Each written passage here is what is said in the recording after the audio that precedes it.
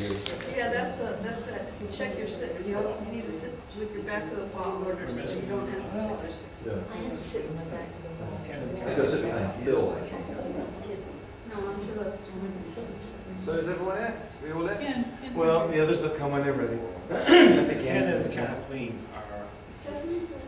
Fennell, Kathleen is here. We've got it here, Kathleen. Kath's here, we're all We're there. just missing Anne. No, because Ken said he's just gone off to photocopy some stuff for the Oh, cameo. So how are we all feeling this morning? Wonderful. Crappy. Pretty good. Did you hear any good stories over this week? Have anyone heard any good stories? Deborah! A lot of good stories. A lot of sad stories.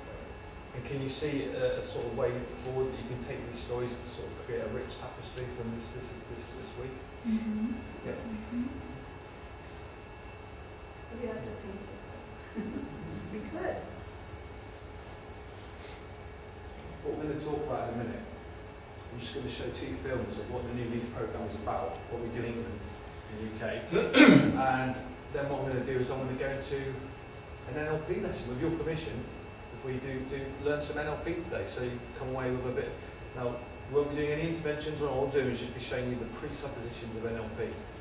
And these are the things that basically helped me in my career as a trainer of neuro-linguistic programming. So we're going to show some films in a minute of what our 4-day package entails. And then we're going to look at basically what a practitioner and people like Kathy who's been through the program, what they've learned. But we're going to go through the presuppositions, which is our, like, if you like, an NLP, which is just communication. It's just the Bible of NLP. It's a set of rules, but they're just models. At the end of the day, this is just models. This isn't fact. There's no sort of. It's just a model. You know. So do you have handouts? Or do we have to write them all down? There's no handouts for this. All you've got to do is sit back, and the more relaxed you become, the more you'll enjoy the show. And we probably Have have you to seen it? Let's get the film on the go now. Anyway. So let's the film. Is there any I found this one last night, and there's lots of typos in it, and that's for you to pick out all the. Well, The I, typos?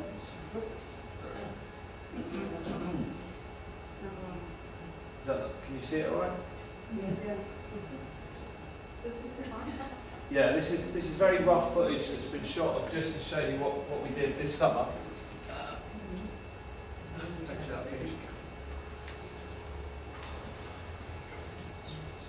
See the paintings there, the big paintings I did of the angels? Hopefully by tomorrow we should have a copy so you can all take one home with you of that angel painting. That's Mind for Adventure. They have this, they're like an adventure training company, use NLP with kids and the underprivileged kids. They came down to give us a help. This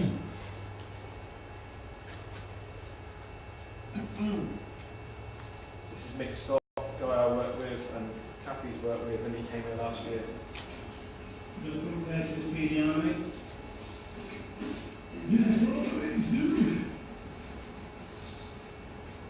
So what's this paperwork about here, Mick, that we're doing here? This is paperwork for the Wolverhampton University study. Okay. Wolverhampton University, what we're looking at doing is looking at our approach and comparing it to cognitive behavioural therapy, EMDR, and the psychoanalytical approach to for working with post-traumatic stress and so on. So we can see what we refer to what we was doing and measure our results Right. based on those things. Pass that around. This is the statistical analysis that we do on the first How many of these do you need to get to have like the comparison? How many of these results? Well, product critical mass is 200. And that- At that point, make any difference to how many people go through. So how far away are you away from that at this moment? Well, with Wolverhampton University, we're a reasonable distance away from them. With the other stuff, Right. we're only about 40 away from them. Oh, great. That's all. Okay, I think we're going to need some more of these, mate.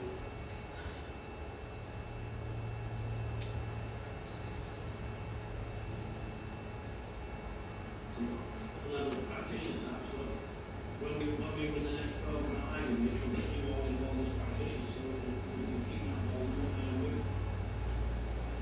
The guy in the green shirt is a Falklands veteran, and he runs for adventure.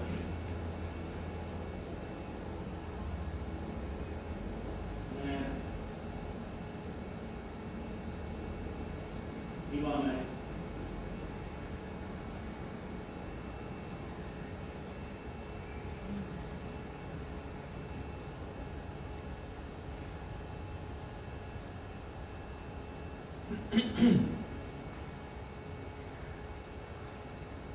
It's got a swastika on it. Yeah. That's the Afghanistan veteran in the corner that pulled a knife. He went to stab the dog. The dog picked up his fear from being. So Mick took him to one side, split the group apart, and started doing some quick work on him. Start If taking. you wanted to, you know, you got the thing is you got to want to do this type of work because I said to you, you know, you bend it last week, didn't you?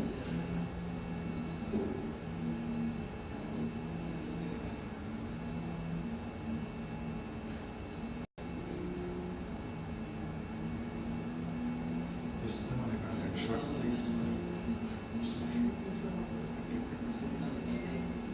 Yeah, that's what you'll find is.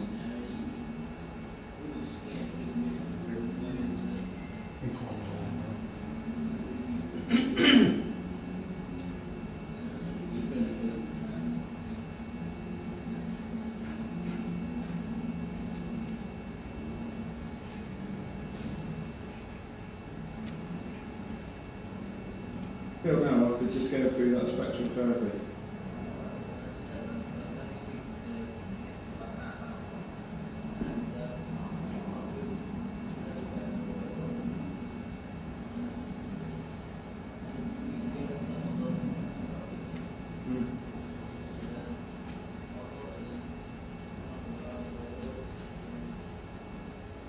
Did you sleep last night?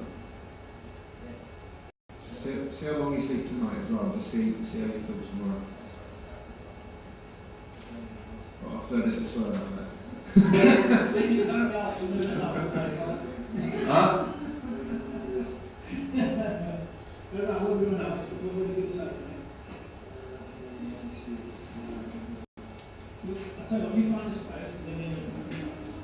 No?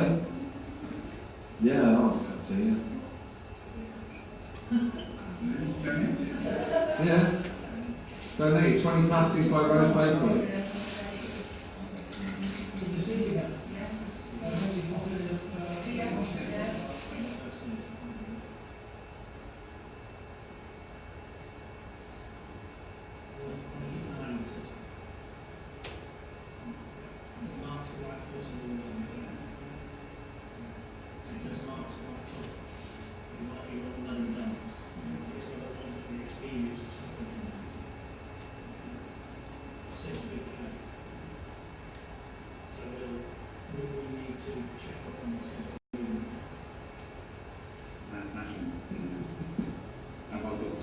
These are the practitioners.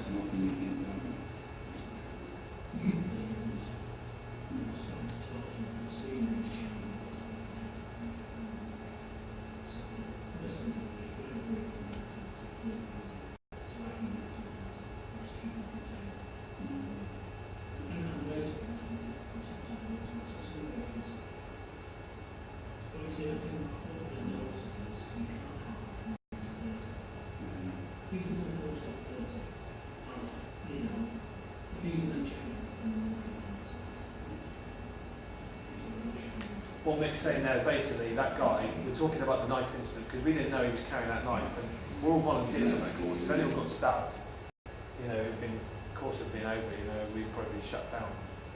But this guy had been carrying that knife for 2 years. And the sound quality is too poor, I won't play anymore.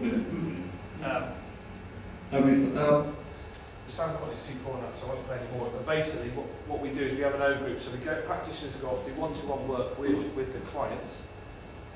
Then we come back, we sit there, and we discuss, are we getting any result? Because sometimes the practitioner is not going to get rapport with the client, and so what we do is we let the clients decide who they're going to work with. So as we sit around in the group, we go, practitioners, put your hands up, put your hands up. Clients, you know, now you've identified, now you work with whoever you want to work. And usually when we go, right, go off for a cup of tea and decide who you're going to work with. So while they're making cups of tea, you usually find then you get a natural rapport as they're making a cup of tea. Go, oh, can I work with you? Because they don't want to stick their hand up and pick who they're going to work with. You know, so what they do, and it's just, they decide where they want to go, where they want to sit. It's empowering them straight away. Just give them empowerment, let them decide where they want to go and do the one-on-one work. Then we call the practitioners in and we discuss then who's moving where, whatever, and if you're getting, you know, if you're getting rapport, if not, we swap around. Because what we don't want is we want the results focused. We want the client to get a result. And then we just do day by day and shave off layers of the onion, as you talk about, you know, you're never going to get to the heart, but if we can shave those layers off, we can get that guy to put that knife down after 2 years. That's massive. That's huge, you know. He's been carrying that. He was the poster boy for the Warrior program. What Mick's saying now is, it goes to show that 1 to 30. So if I was working as a practitioner now with an audience review and I took you on what timeline therapy, that means I'm putting you into basically a meditated state, relaxed state, and taking you on a journey. Now you're all going to have individual journeys. Now if somebody has a problem, I've then got to manage 20 to 30 bodies in the room. That's just too much, and that's what he's had the experience. I said, what happened on the last course? He said, well, basically people getting up, walking out, crying and stuff.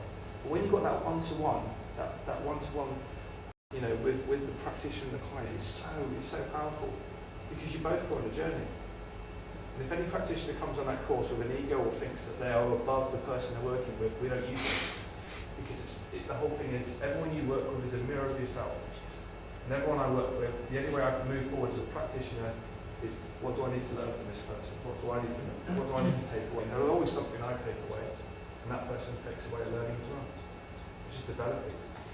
But I'm just going to show you the results quickly of Alex at the end, and then we'll get into the. This is Alex's interview.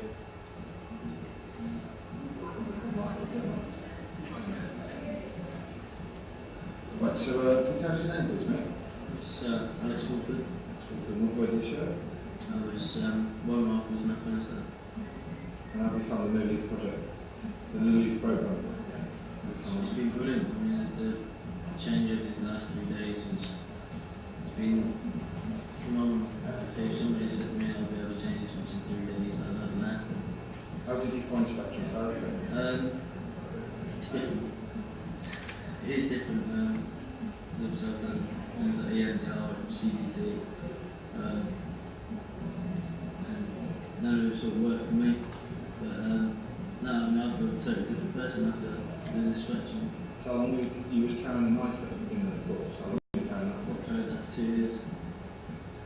And how do you feel about that knife right now? I haven't got it. Brilliant. So what do you reckon in the future holds for you then? What do you see yourself doing in the future? I'm still in the world now. I can think about getting back into work, focus on looking after my family. There's an MP here today. What would you like to say to him on behalf of other soldiers that are getting out, being diagnosed with post-traumatic stress disorder? This is the way to go. This should be a process that's done for everybody in the military, being post-traumatic stress sufferers or not. It should be something that is mandatory. Come off ops, go through this sort of. What do you think stops people from coming forward to have therapy?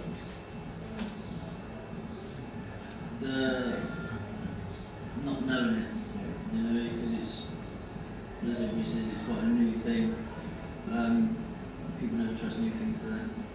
And I heard you made friends with a dog that you nearly had a bit of an altercation with him at the beginning of the week. Yeah, Scrumpy. He's now your friend. Yeah, he's best friends for life, yeah. And can you see yourself being a practitioner in the future, hopefully? Or even working in adventure training? That's the opposite side for me. The dog coming close to Oh, me. yeah. The dog Adventures, coming. yeah.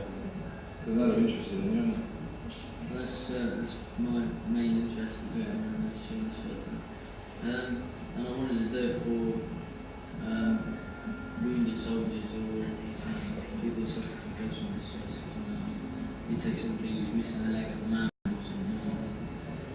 Well, it's been a marvellous meeting, I suppose. Yeah, Good luck in the future. What about those numbers? Telephone number. Oh, mobile number. I haven't got like some helplines now. What is that? There's not like a call centre or anything like that. If people ring up thinking it's just me. Does that like get shown on TV or anything? No. I just cut that together, just put it on YouTube, and you know, this is. I've only been going since the summer. You know, because of the charity that we had that's fallen apart. Now we've basically set up our own little, if you like, departments over over England, and you know, I've just come up with a new LEAF program, and that's just going to be my brand and the call, but using spectrum therapy. The spectrum therapy that's changed my life. I mean, you've all seen how I was on that film last night, and you can all probably see now. Therapy does, in my opinion, work. Now, it's not going to work for everybody. You know, we've had people come on the course, and it's not been for them, but we've had a lot of people that come on the course, and it has been for them, and it's shaved off those layers at the end. I mean, that guy, for instance, if you listen to his language at the end, his tones are just soft and gentle, and he started to, I want to go off and help other people now. So by doing that, you're getting them to see the bigger picture, not be so focused on them, because I think PTSD, just for me, it tended to make me just focus on my issues, on what was going on in my life, and not the bigger picture, not everybody else around me. Hence why my family have suffered, you know, and now I'm seeing the effects, and I'm sort of, there's no guilt there, but there's a sense of, I would love to be able to help them, but I can't go, oh mum, by the way, can we do some spectrum therapy? It's not for me to do that. But I do have practitioners trained of all ages now that would work with my mum, and my mum is slightly interested. She said, I might try. But it's not for everyone. Some people have their own ways in life. But you know, you guys, for instance, have been an inspiration for me because you've found your own roots and your own ways. For those who don't find that to be their way, do you offer them options of where they can go, or do you just let them go back out into the wild again? I mean, is there a way you can direct them to other? The thing is, because we're an alternative, they're coming to us because they've been CBT. So yeah, their alternative is to go back to that. Yeah. Well, of course they do. We never advise them on anything. We make sure they tell their doctor. If they're on medication, we never tell them to give up their meds or anything like that. If they decide to give up their meds on the course, which I've seen, I mean, one guy, for instance, threw his meds away on the first day, Nick Cameron, and I was going, you know, are you doing the right thing? And then he had that day he had like a rush of adrenaline sort of coming to his system. He went for a run. He hadn't run in 10 years, and he came back, and then he had like this lull, wanted to kill himself, and he'd been saying that for the whole year. I want to kill myself. I want to kill. So Mick said to him, "Go ahead and kill yourself. Go and get a rope and do it." He didn't do it because he now recognises it was secondary gain. He kept saying it because it was cause and effect. He wanted the effect. Oh, please don't kill yourself. You know, I said, don't do it on my bloody course. Not a point hanging for the mum. You know, because sometimes you've got to be that blunt with some people, you know, and you guys are probably coming. What's fascinating is you lot have all been there because you've worked with so many cases. You're all therapists in your own right. We're all therapists. And we all come across cases where there's always someone worse off. There's always someone in a worse position. So, what's CBT? You said CBT. Cognitive behavioural therapy. EMDR is eye desensitized rapid movement. I'm desensitization and reprocess. Cannot comment on it because I've never had it. Don't know what CBT is like. Never had it. The only thing I've ever been given counselling and you know. So that was his opinion of CBT. So what I'm going to do now is I'm going to talk about neuro-linguistical programming. I'm going to tell you a story if that's okay. When I was about that high, I was at school, and Harry De Silva was on the program that you watched last night. The guy that came in with the paintings.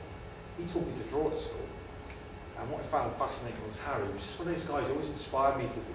And he wanted me to play football. He said, coming along to the football team, football soccer did not really float me boat. So he invited me to the soccer game, and I learned a little bit about soccer. And he had this football match against the other school, because we were a Catholic school, playing the bigger school, if you like. And we knew that they was like really good soccer players. And Harry prepared us as much as he could. He taught us loads of tackling skills and to be quite aggressive on our tackles. We was down on the football pitch, and this team turned up, and there they were all on the football pitch, and they all had the proper strip, you know. And there was us in like our own socks that we brought from home, and we all just looked like ragtag soccer team. And Harry was there on he was looking proud of his team. And by half time, I think we were down 10-0, and then after half time we were like 15-0. Like, I remember just seeing Harry, there he was on the side of the pitch, and his face was just blank. And I just remember feeling slightly uncomfortable. And then there was another time, I was in the military, and we was on the ranges, and I had to learn how to shoot. When I became Lance Corporal, I just still couldn't master the shoot. Just rubbish at it. Because they always taught us to not rest our magazine on the floor. You had to, like, it just hurt my elbows, and I just couldn't get it right. And every time I used to take a shot, it would be like, I mean, some of you guys have been, you know, on ranges, and you're all there in your ducks, and they read the scores out, and I used to be like that. And I could hear the sounds of the voice of the corporal going, lane 1, score, you know, 50, lane 2, and then it comes to lane 50, it'd be me, it's like, wash out, and these wash out, nothing, you didn't hit nothing. So I remember hearing that, it just, because I was the Lance Corporal, and it just sounded awful to my troop. I mean, how could I get a whoop if I couldn't shoot?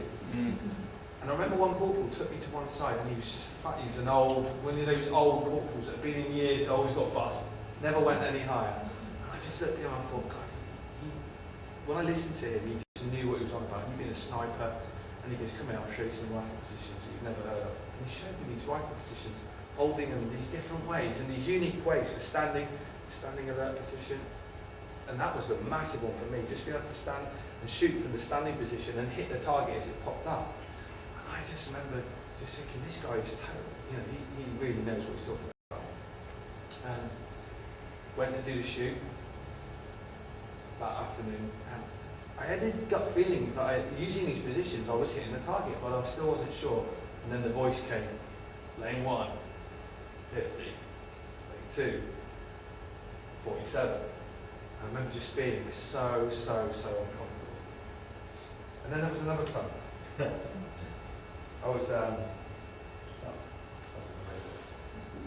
was another time when I was suffering from post-traumatic stress disorder, probably the most horrific part of my life. And all I wanted to do was change. I wanted to change. I was prepared to do anything to change.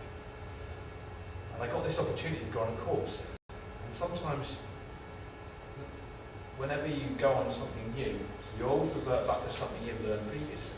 And for me, it would be in school. And my school years have been quite hard, because I find it very difficult unless, if I pick up a book, for instance, I just go straight to the pictures, because I'm very visual and I like to look at it. And when I came on this course, there was a lot of things that were going to push me. And it was run by Mixed Stock, and it was practitioner in neuro-linguistic programming, what I'm going to show you today.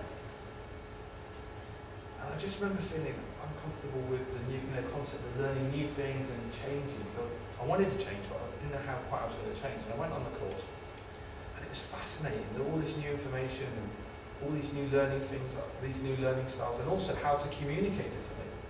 And I had a radio interview the next day, and Mickey took me through some language patterns that would help me on that radio interview. And it was about the Iraq beating video, which I find every time I spoke about it, my heart would go, and I'd spoken to media before, and I'd even been called a war criminal on radio by a BBC journalist, and I remember it just totally threw, and that kept playing in my mind constantly over that.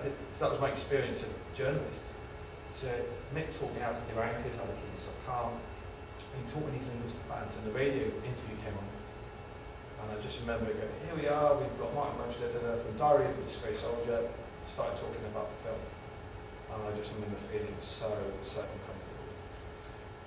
So what we're going to talk about now is being comfortable. Yeah? And if you look on my board here now, I've got this diagram here, which is called, I'm going to call it the comfort board.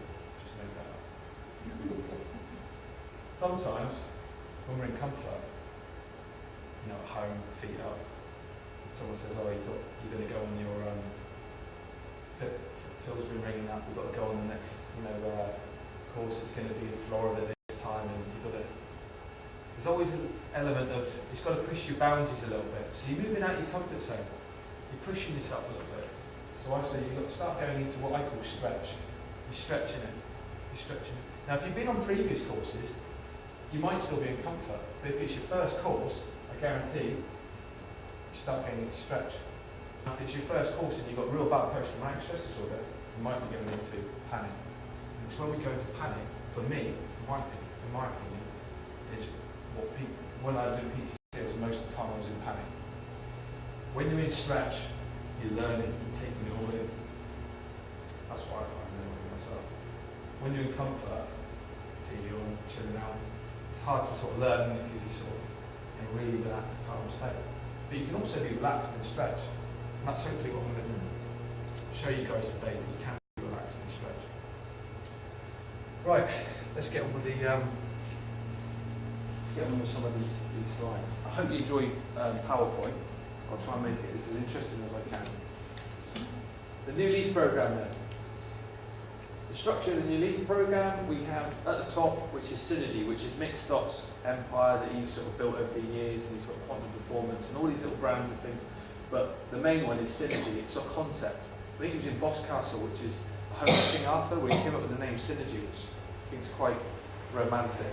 And then he came up with spectrum therapy 2 years ago, when I just first joined his sort of organisation. And spectrum therapy was like timeline therapy, but it revolved around the Gestalt, which we'll talk about later, and colour and sensation. And then you've got New Leaf program, which is my little organisation all the way down in Cornwall, which I'm going to be showing you a few slides on now.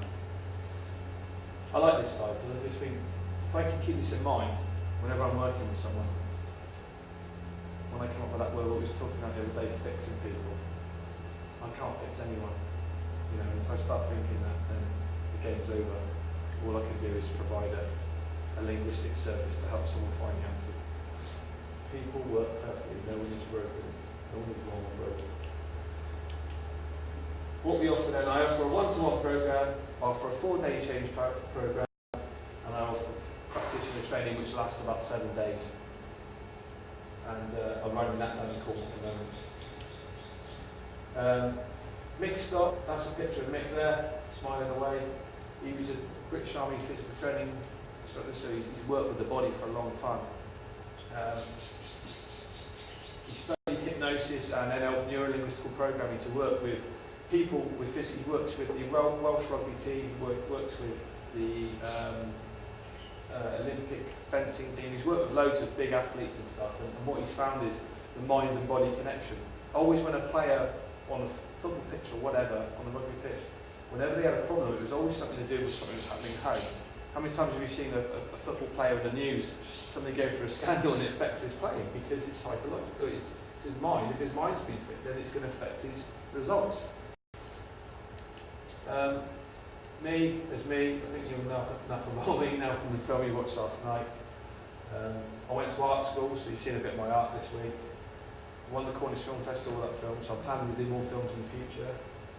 And my main project is the New Leaf program. I'm eventually coming over here to work with this, what we're going to call it, the many, I've forgotten the name of it. Tribe Many Feathers. Tribe of Many Feathers.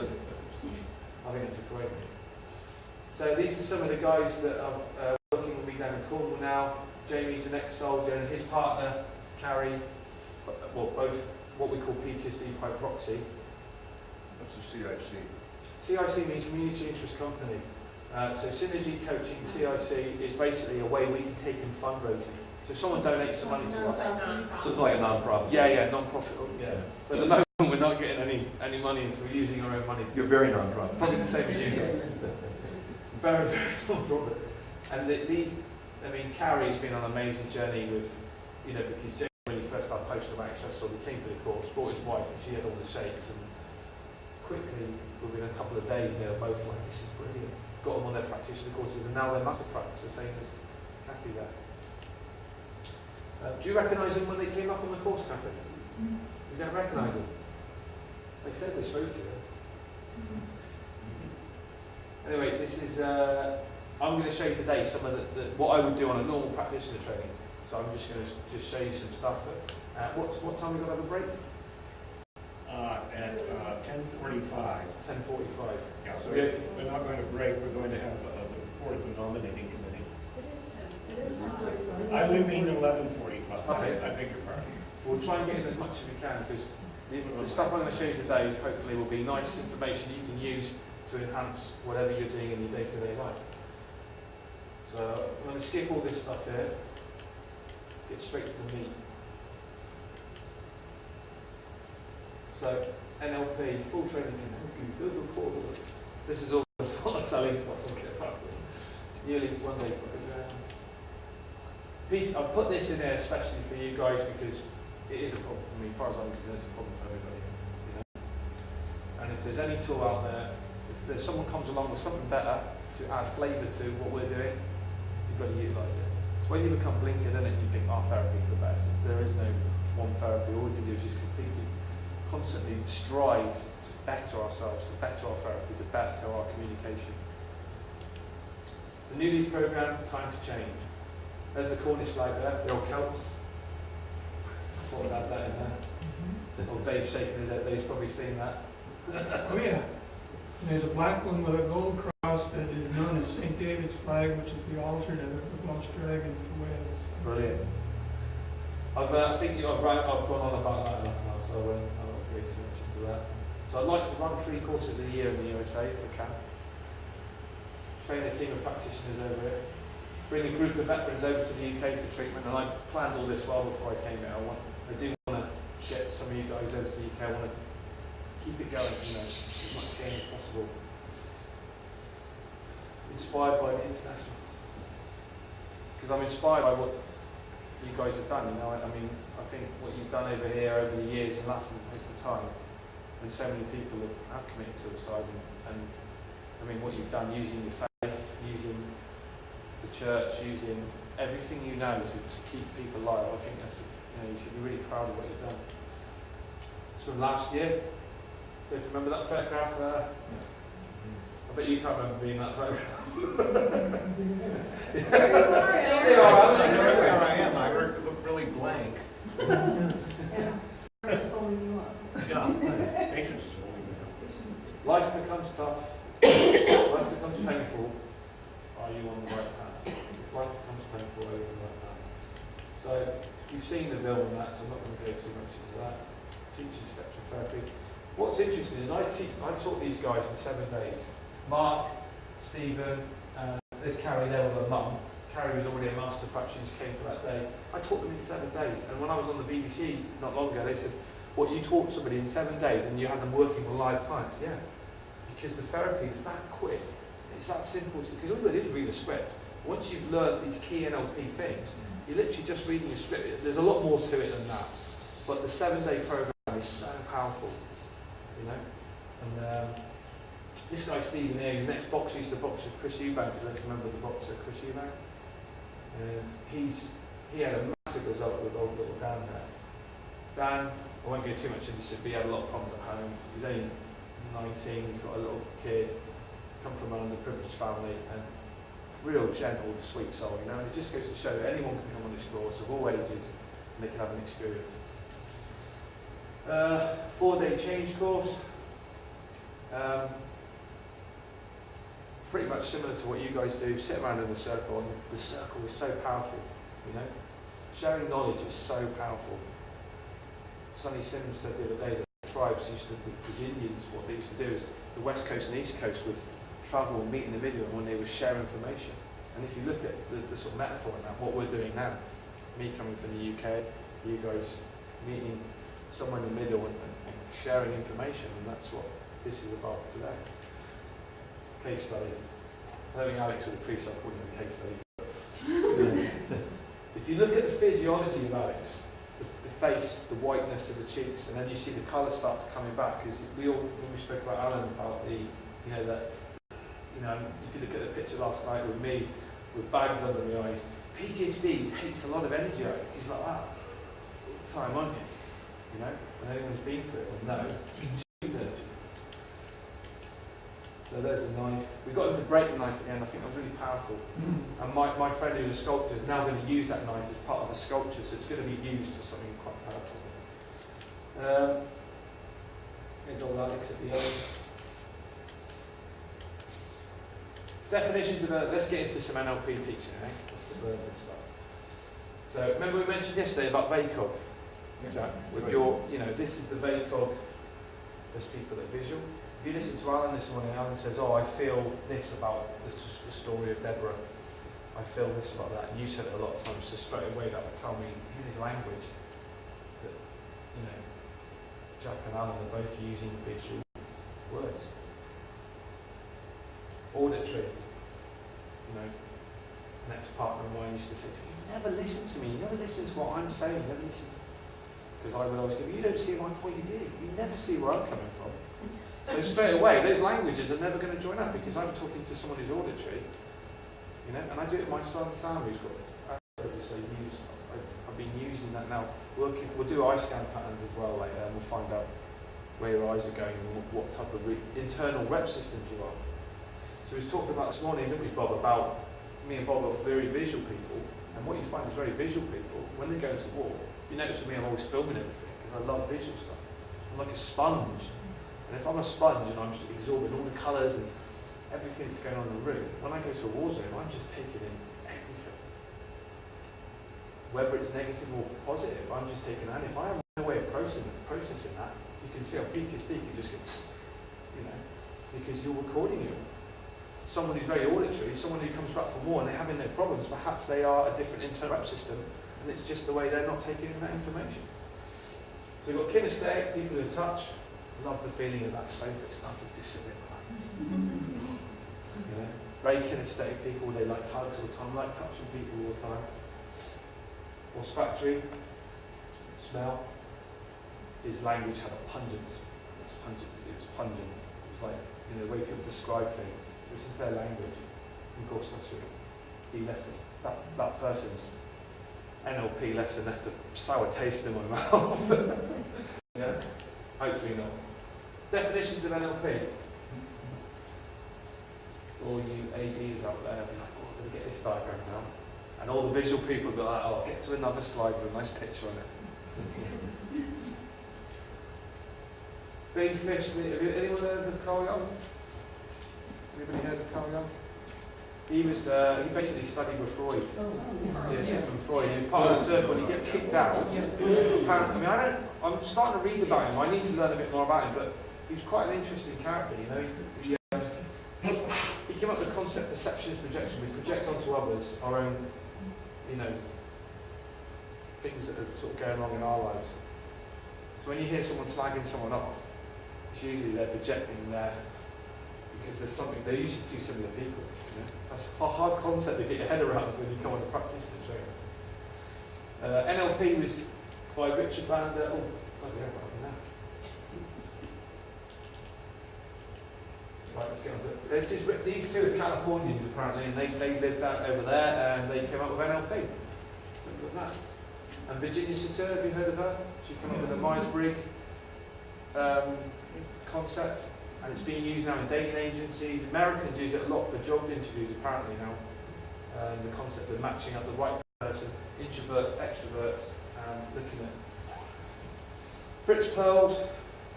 He came up with the Gestalt prayer and was sort of rubbished by a lot of sort of psychological theorists that probably thought that when he mentioned prayer, so he actually started to take in the spiritual aspect of NLP. And what these two guys did was they took stuff from Virginia Satir and Fritz Perls and they started to come up with NLP. Just give it a name. It's just communication. It's a set of questions. Oh, Fritz Perls apparently wasn't a nice man, apparently. Someone was saying the other day, I think someone in this circle, was it you, Liz? I need to start studying about these guys. These are apparently the godfathers of NLP. So the Gestalt of emotions. When I start sexual therapy, if I start it, I have to keep going with it. Because if we unpack anger, we will unpack sadness, fear, guilt, because they all go together on one context. The Gestalt might be mum, might be dad, it might be what you learned between 1 and 7. Because that's your key value. Between 1 and 7, everything you learn. So when I had a problem with Iraq, that was too modern a problem, that wasn't the problem. It was getting abducted at 6. So by going back to, not to the abduction, because that was too horrific for me, by going before the abduction, I went back to 0, to the sounds of the womb. Because even when I was developing as an embryo, your body is susceptible to energy, susceptible to your how many times mums have got that connection with their kids, that maternal connection with their children? Their mums feel the pain of it because they're connected emotionally, because they learn their emotions from mum, or whoever the guardian is at that age. So we work around the Gestalt, very powerful. Frames of NLP. Cause and effect, we're going to go through these now. Everybody here has heard of cause and effect? If I just send this email, that'll teach that person, send, and then you read it back afterwards, and it's just awful, and you go, oh no. And then you read it back yourself, and you think, God, if only I just contemplated that. What we do with PTSD, people with PTSD, is you get them to contemplate. What would happen if you sent that? What's the effect? Get them to see that before. And you know that you take that little, you send that text, and you go, if only I didn't send that. If only I didn't send that text. It sort of gives you a time delay before you send that stuff. The pause button. Yeah. What's the effect? What's the purpose of doing it? So for what purpose? So if you ask that question to yourself, for what purpose am I going to do that? For what purpose do I, you know, when you're going to do something and it's slightly negative, just ask yourself, for what purpose am I going to do that? What's the purpose of you doing that? What's the effect going to be? Results versus empowerment. So by putting yourself at cause all the time, if you put yourself at cause, you're empowering yourself. Because you're giving yourself a little time delay going, I'm going to travel in time quickly, just find out what would be the effects of me sending that. Imagine being that person. So when you do the free chairs, sometimes you can get a different perspective. When I did NLP, I learned about my wife's perspective of my situation. Because I was being a twat. And I was not seeing her perspective. So by doing the free chairs, I suddenly saw her perspective of what I was doing. And that's sometimes a real hard thing to get your head around. Results versus excuses. Pick your pick. Oh, I've got PTSD, I can't do that. Oh, I've got dyslexia, I can't do that. Oh, I've got this. You know, sometimes we use it. I was about to, when I was going through bankruptcy this year, I was then suddenly in a position where I had to do all this paperwork on my accounts. And I thought, well, one, I've got dyslexia, two, I've got PTSD. Suddenly it all came back because it was convenient to go, I'm not doing that because I've got PTSD and it's going to trigger something. And I went, whoa, I'm a trainer of NLP now. Took a step back and thought, what's the results? What's going to happen if I do that? When am I going to stop using that excuse? When am I going to start taking responsibility for my results? So I stopped. Thought, no, I can do this. And I went for my paper, and it was really empowering to do it. I did it. I got through it all. Sometimes we use those little, I can't do that, I got PTSD, you know. Perception is projection. What matters to you most is how you see yourself. Yeah, what does that mean to you? What does that mean to you, Alan?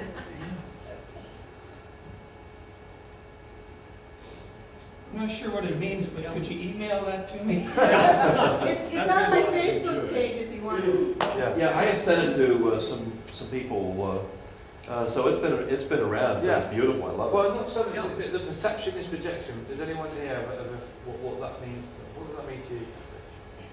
Perception is It's perception. Perception is projection. What does that mean What to I you? send out is what I am. How you look at stuff is what you're going to get back too, because you're looking at it through that lens. The So kitten is delusional. how do you know? Of course, if you move to the other chair, maybe you're the lion and the kitten is Phil, the please, chicken. can we teach you NLP? You'd be brilliant. You'd be brilliant. But doesn't it mean if you see yourself as a victim, everything everybody else does is going to be, oh, they're victimizing you. Yeah, that. You're projecting your victimization on Yeah. everybody, even though what they're doing may have nothing to do with it. Well, that's the quote that he's got there. The negative you see in others is something that's unresolved in yourself. Oh, yeah, right. You know, it's I'm brilliant. doing a gallery this year called The Collective Consciousness, and it's based on the theories of Carl Jung, and it's based on, and you know, literally by going inside and talking to you. In a minute, what we're going to do is one of you is going to come out here and tell a joke. And what I've done, I've put a card on your chair, and someone's going to tell that joke. So that joke, we'll make sure it's really funny, and everyone's going to laugh. Now, if I was right and wondering right now, that some of you now got that little self-talk, it's like, is there something under my seat? Am I going to tell a joke? And that's your self-talk, isn't it? I mean, how would you read a book if you didn't have an inner voice? And what that inner voice is telling you is, for some people going, oh, I love telling jokes, I'll get out and do this joke. And other people are going, ooh, that. So one person's playground is another person's planet. You know, and I want you to get in touch with your inner voice, and that's what NLP does, gets you in touch with your own inner voice and ask, what are you telling yourself? You know, in 12-step programs, we say you spot it, you got it. Yeah, that's brilliant. I'd like to learn more about this 12-step program. It's really interesting. Responsibility for your results. Take a guy with PTSD, you're responsible for it. What was interesting the other night was, Dave, is it okay to use when you came in the other night? I mean, what I love about this group is the fact that it's so diverse in the sense I see a lot of therapists in there. You know, where you're married to a guy with PTSD, you're a therapist. You know, if you're working with people, you're a therapist. And when they come in, it's like, there's been times this week where I've just gone, do you know what? Fucking hell, and I've just thrown all my shit into the room. And in this room, it can exist because it's safe. We all trust each other, and some of the stories that are being shown are absolutely blown away by it. If I can recreate that in England, that's going to really diversify what we actually do with PTSD. And when Dave came in, he just went, it just spilled out into the room. And then the next day, there was another day, and he came in and he went, oh yes, and it was two different people. And I realised that, you know, the fact of the great diversity of this group, and this got nothing to do with this slide, but that one minute we can, because we're all human at the end of the day, and sometimes we just need to just let all that shit out. And so long as it's in a safe environment and there's trust, and there's responsible people in there, and also we have a spiritual aspect of this group, which takes that stuff away, because it can't exist, nothing negative can survive in this group. And it was just nice to see, you know, like two different people, you know, but sometimes we all just need to just go, you know what, I don't know, you know, no one has the answers, we just get pissed off. That won't pace. It's partly that you kind of wear a mask all the time. Yeah. Especially out there. Yeah. And you, sometimes a mask is what you want people to think about you, you know, and Totally. if you, the only place to safely not have a mask is, Totally agree with that. sometimes there's no place to safely not have a mask. Yeah, I agree with that. The mind and body connection. The mind and body connection, and I love this little guy, I found this on the internet, sorrow, because if basically 7% of communication is words, and the rest is physiology and tonality. So when you walk and see somebody who's got sorrow, it doesn't say about the posture there, but it says hollow, feeling empty, especially in the stomach, body feels sluggish, weak, it's going to make you do that, you know, fear, anxiety, tightness of muscles, dryness of mouth, increased sweating, pounding head, posture conveys impression of unease. Now, I get a lot of guys that go, I need fear to operate, I need fear in my job, especially a lot of soldiers I work with who are still serving, they're like, I need that, I need to be on the edge, and I get that, you know, I understand that. How many soldiers have you met who were just really really good at their job, and they were just so calm all the time, they just used to go into a situation and they were so calm. I used to like working with some soldiers who could just, they wouldn't get the fear, but you get something with me, I used to operate on fear and anxiety. Hyper-vigilance and being, and the thing I've learned with NLP to just chill, just totally chill, and that was a hard thing to learn. But it's all the shape of the spine. So if someone's running fear, when I used to go into pub all the time, I always used to find I'd get into a fight. So I'd walk in with that, right, who's up for it? You know, and I'd walk in with that, and then I'd find suddenly the other person who was like that with his spine upright, and we'd be like, bum, bum, bum, going for it, and there's a fight. But if you see the chilled people in the room, they're just like relaxing on the bar, let all the idiots fight, because the ones that are running the fear and the anxiety, the spine shape, it's all to do with spine shape. Well, that's what we found with what we do. And anger, body feels tense. So there, closed, contracted, and hunched. Guilt, feeling of being burdened, feeling of being pushed down, so the spine starts to do that now. So what we find is, as people are getting angry, it's sort of like, imagine the scale, it's getting higher and higher and higher, and they're getting all the aggression, and then afterwards you get the suppressant. So fear and anger is like stimulants, and then you get sadness, which is like a depressant. So you start to eat more, to consume, because your body's probably so tired from using all that energy. When I was on that film, Diary of a Disgraced Soldier, I was so angry all the time, but afterwards I would just be like that, you know, after the argument, you just drain, don't you? You just sat there and you like start to eat more. And then the beautiful one at the bottom there, love. Posture conveys happy, dancing around, skipping, muscles feel relaxed, feels warm, palms open. Pretty much what we've got going in this room right now. Let the love in. Let all the anger go. Posture conveys impression, shoulders back and wide. And we all need love. Everyone needs love and joy. And what we We work on the premise as NLP, as respectful therapy, the only emotion that truly exists is love. Anger, sadness, fear, guilt, hurt, anxiety are illusions, in my opinion, because I've managed to get rid of some, or let them go to the earth. That's hard to get your head around sometimes, but that's what I've seen when I've been doing this work. The neurologicals of permanent change. So if you listen to my film, I was saying, question your values, question your beliefs. My values were changing